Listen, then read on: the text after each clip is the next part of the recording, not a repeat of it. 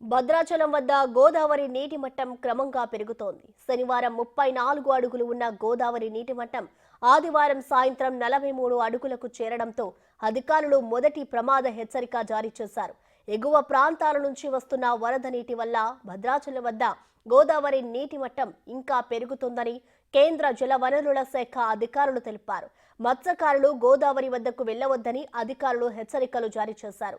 వరద నీరు పెరగడంతో భద్రాచలం స్నాన ఘట్టాల ప్రాంతంలోని చాలా మెట్లు నీటిలో మునిగిపోయాయి. చర్ల మండలం వద్ద ఈతవాగుపై నుంచి వరద నీరు పారుతుండటంతో 4 గ్రామాలకు రాకపోకలు నిలిచిపోయాయి.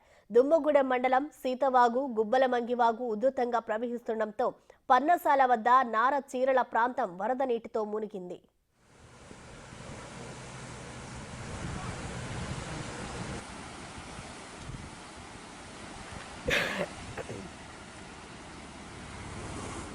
భద్రాచలం నుంచి ఛత్తీస్గఢ్, ఒడిశాలకు వెళ్లే ప్రధాన రహదారి చట్టి వద్ద వరద నీరు చేరడంతో తెలంగాణ నుంచి ఛత్తీస్గఢ్, ఒడిశా రాష్ట్రాలకు రాకపోకలు నిలిచిపోయాయి.